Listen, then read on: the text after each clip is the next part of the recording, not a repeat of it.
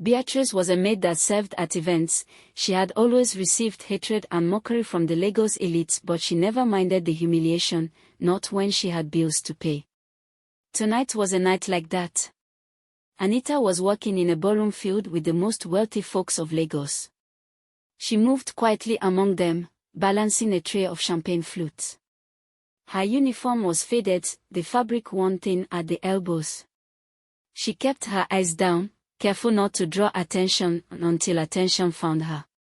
Someone intentionally put out their foot and tripped Anita. She fell to the ground hard, her tray of champagne crashing down, glass broke and wine spilled over people. "You idiot!" a lady screamed and slapped Anita. "Do you know how much this dress cost?" "I'm sorry." Anita whispered with tears in her eyes and looked at the lady who intentionally tripped her. It was Miss Beatrice. She was a common guest at events like this and she always made life hard for Anita.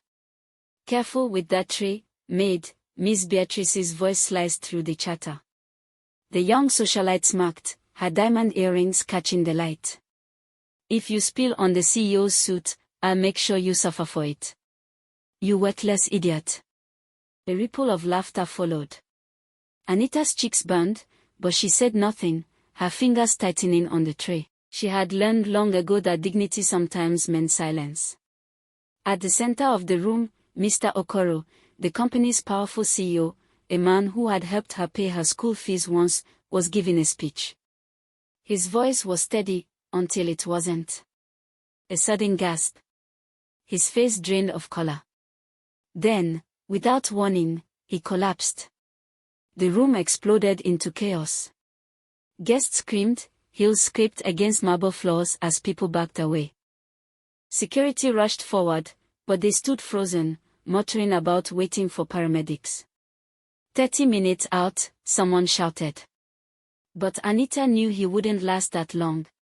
Without thinking, she dropped her tray. Glass shattered, but she didn't flinch. She pushed through the crowd, dropping to her knees beside the unconscious man. Her fingers pressed against his neck, no steady pulse. What can she do? Miss Beatrice scoffed from somewhere above, but Anita didn't even glance up. She tilted Mr. Okoro's head back, began chest compressions, then breaths. Her hands moved with practiced precision, each push and pause measured. Whispers rippled through the crowd. Some watched in awe. Some in disbelief. But within moments, Mr. Okoro's chest rose, he was breathing again. The paramedics burst in seconds later, taking over. Then a woman's voice, choked with relief, "Anita. I can't thank you enough." Everyone turned to see Mrs. Okoro, tears brimming in her eyes. "My husband told me about you," she said softly. "Before all this." Confusion flickered across the guests' faces. Mrs. Okoro explained, she was a nurse, one of the best. Until her father's death forced her to take domestic work. "We've been trying to find a way to help her get back to medicine." Miss Beatrice's lips parted, her earlier smugness gone, replaced by a pale, silent shame. 1 week later, a company-wide announcement stunned the staff. Anita was now the CEO's personal assistant, her medical school fees fully paid. That evening, she walked past Miss Beatrice in the lobby.